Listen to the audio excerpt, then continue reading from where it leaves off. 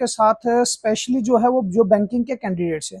देखिए बैंकिंग की बहुत सी वैकेंसीज अभी हमारे पास आई हुई है। अगर हम बात करेंगे बैंकिंग में, और आने वाला जो एक मोस्ट इम्पॉर्टेंट जो जम्मू एंड कश्मीर के बच्चों के लिए है वो है जेके बैंक। जो जेके बैंक की पोस्टें आने वाली है, आज मैं आपसे जेके बैंक या अदर बैंकिंग की अगर बात करूं तो आज मैं आपसे जो है वो स्पेशलिस्ट एक सिलेबस के बारे में जो है वो डिस्कस करूं, और सिलेबस में क्या क्या होता है। एग्जाम को अगर बैंकिंग का एग्जाम क्वालिफाई करना है तो एक बच्चे को मेहनत तो जो हार्डवर्क है वो बहुत जरूरी है, उसके साथ साथ जो है वो एक स्ट्रेटेजी भी जो तैयार करनी होती है। अगर हम बैंकिंग की बात करते हैं, कोई भी बैंक का एग्जाम हो जिसमें आपका जो फर्स्ट टायर होता है वो होता है प्रिलिमिनरी, जो पहला पेपर होता है वो आपका होता है प्रिलिमिनरी। उसमें आपके जो है वो एक होता है आपके पास रीजनिंग होती है, और दूसरा होता है उसके बाद मैथमेटिक्स होता है आपका, और तीसरा होता है जर्नल इंग्लिश होती है। जैसे जेके बैंक के लिए स्पेशली बच्चों के लिए अगर बात करूं, अगर रीजनिंग की बात करेंगे ये आपके 35 मार्क्स होते हैं, और इसके लिए आपको 20 मिनट्स का जो है वो टाइम दिया जाता है। मतलब बैंकिंग में सेशन कट ऑफ होते हैं। मैथ भी आपका 35 मार्क्स का होता है और इसके लिए भी आपको 20 मिनट्स का टाइम दिया जाता है। इंग्लिश भी आपकी 30 मार्क्स की होती है और इसके लिए भी आपको 20 मिनट्स का टाइम दिया जाता है। टोटल अगर मार्क्स की बात करते हैं 100 मार्क्स का पेपर होता है, और आपके जो है वो 1 और जो है वो टाइम दिया होता है, और लेकिन सेशन वाइज कट ऑफ में टाइम दिया जाता है। अब यहां पर बात आ जाती है कि जो बच्चे बैंकिंग, देखो बैंकिंग का एग्जाम अगर क्वालिफाई करना है तो सबसे पहले आपको जो है वो उसकी एक स्ट्रेटेजी तैयार करनी होगी। बैंकिंग का सिलेबस अगर हम देखें तो सिलेबस सबसे पहले आज जो मैं डिस्कस करने जा रहा हूं वो आपके लिए जो रहेगा वो रहेगा रीजनिंग में। आज मैं आपको रीजनिंग के बारे में बताऊंगा। देखो बैंकिंग क्या अगर हम बात करें, सबसे इजी जो सिलेबस होता है वो बैंक का होता है, क्योंकि कुछ ऐसे टॉपिक्स पर आपसे मैं डिस्कस करूं, आपको जो 35 मार्क्स होते हैं उसमें से कुछ 5 से 7 टॉपिक पढ़ के भी हम बैंक का एग्जाम जो है वो इजिली क्वालिफाई कर सकते हैं। जिसमें अगर हम बात करेंगे कोई भी दुनिया का कोई भी बैंक का एग्जाम आप बच्चे देंगे तो सबसे पहले ये सभी बच्चों के लिए बहुत ही इंपॉर्टेंट वीडियो है, इसको ध्यान से देखें। रीजनिंग में हमारे पास एक टॉपिक होता है, अगर सिलेबस बात करें, ऐसे सिलेबस अगर बात करें हमारे पास बहुत से टॉपिक बैंकिंग में दिए होते हैं, लेकिन कौन से टॉपिक पढ़ने होते हैं, किन टॉपिक पे ज्यादा से ज्यादा जो है वो आपको मेहनत करनी होती है, और टाइमिंग की बहुत ज्यादा अहमियत होती है बैंक के एग्जाम को क्वालिफाई करने के लिए। और जो बच्चा बैंकिंग का एग्जाम क्वालिफाई करना चाहता है तो उसको एक अपनी स्ट्रेटेजी जो है वो तैयार करनी होती है, क्योंकि आप सिर्फ हार्डवर्क करेंगे, आप सिर्फ मेहनत करेंगे, पढ़ेंगे तो उससे बैंक का एग्जाम क्वालिफाई नहीं होता है बच्चों से। बहुत से अगर हम लास्ट टाइम अगर हम बात करेंगे जेके बैंक के, तो हमारे पास बहुत से 37 प्लस स्टूडेंट्स जो है वो यहाँ से जो है वो क्वालिफाई किए थे एग्जाम।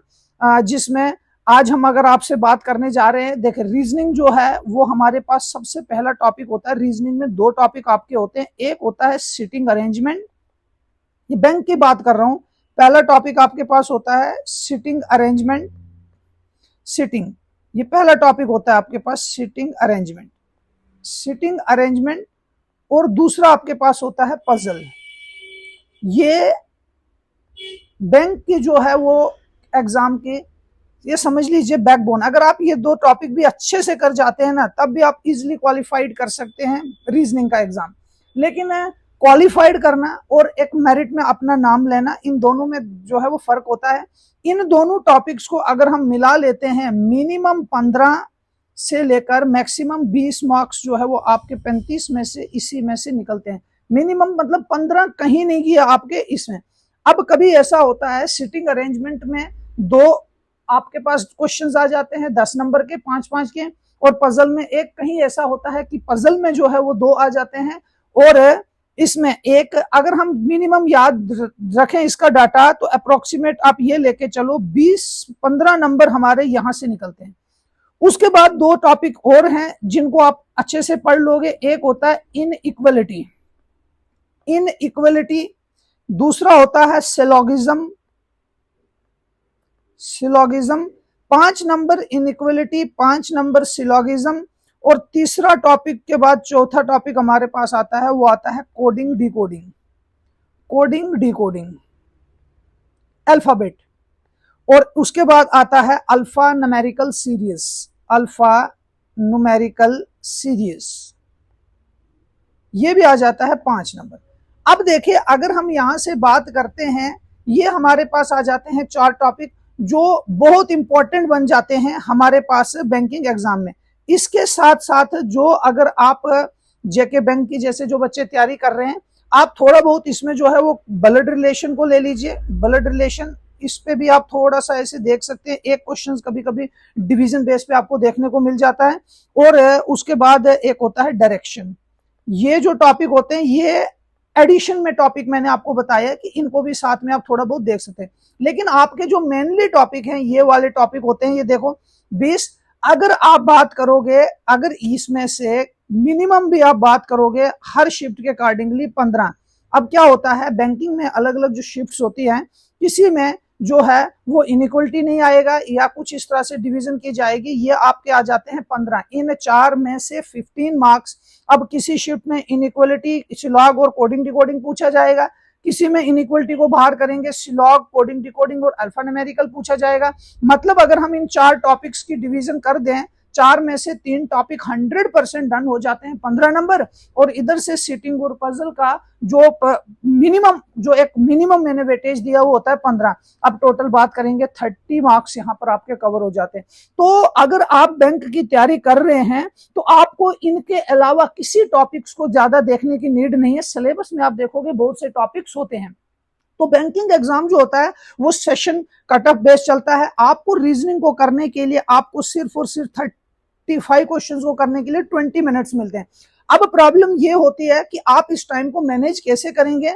देखिए अगर हम बात करें जो टॉपिक होता है इसमें इजी, अगर आपके एग्जाम में इनइक्वलिटी आ जाता है, इनइक्वलिटी एक बहुत ही इजी टॉपिक होता है। बहुत इजीली तरीके से आप इनके 5 क्वेश्चन जो होते हैं वो आप ज्यादा से ज्यादा 2-2.5 मिनट्स के अंदर अंदर आप इनइक्वलिटी को जो है वो सॉल्व कर सकते हैं।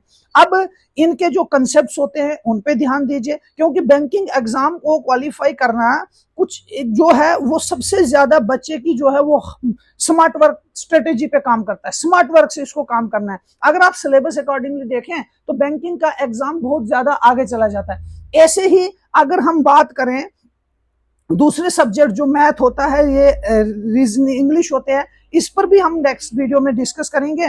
और इनके लिए जो हमारे जो करियर अड्डा जम्मू में जो है वो ऑलरेडी जो है वो बैचेस स्टार्ट हो चुके हैं।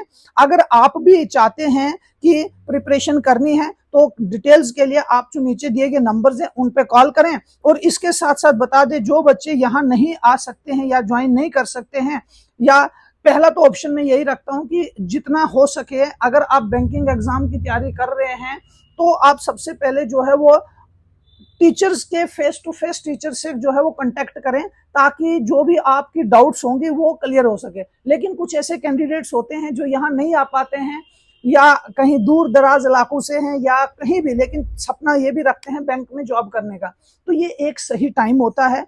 क्योंकि अगर आप जैसे जेके बैंक की हमारे पास पोस्टें आने वाली है, मैं अदर बैंकिंग की बात नहीं कर रहा हूं क्योंकि अदर बैंकिंग के ऑलरेडी एग्जाम जो है वो सितंबर अक्टूबर में आ जाएंगे, और जो जेके बैंक का एग्जाम है उसके लिए अभी आपके पास टाइम है। अगर आप इस वक्त से अपनी प्रिपरेशन को स्टार्ट करते हैं, और इनके लिए जो है वो हमारे जो है वो यूट्यूब चैनल पे हर रात 9 बजे जो है वो आपको एक एमसीक्यू सीरीज मिलती है, आप उनको भी ज्वाइन कर सकते हैं, वहां से भी आप हेल्प ले सकते हैं। उसके साथ हमारी जो करियर अड्डा जम्मू ऐप है, गूगल प्ले स्टोर में जाके आप हमारी ऐप जो है वो डाउनलोड कर लें।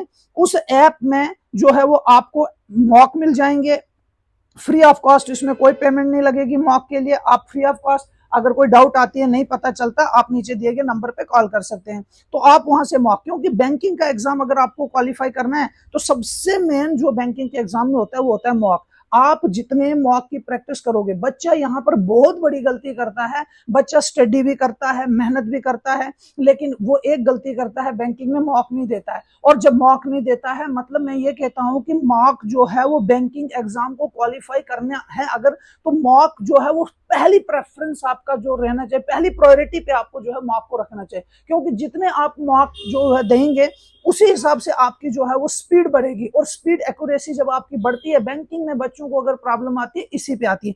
तो इस वीडियो में हमने डिस्कस किया था कि रीजनिंग में कौन से टॉपिक पढ़ने होते हैं और कौन से नहीं पढ़ने। तो जो मैंने यहाँ पर बताया, आप इसी अकॉर्डिंगली अगर अपनी स्ट्रेटेजी बनाते हैं तो रीजनिंग के टॉपिक आपको कवर हो जाएंगे और उसके बाद आप जो है वो बैंक का एग्जाम जो है वो क्वालिफाई कर सकते हैं। बाकी ऐसे ही नेक्स्ट वीडियो में हम डिस्कस करेंगे कि मैथमेटिक्स में किन टॉपिक्स को पढ़ना होता है। तो अगर ऐसी ही जानकारी के लिए आप हमारे यूट्यूब चैनल या हमारे फेसबुक, इंस्टा पे जो है वो अपडेट रहिए। बाकी नेक्स्ट वीडियो में हम बात करेंगे मैथमेटिक्स के बारे में। Thank you students.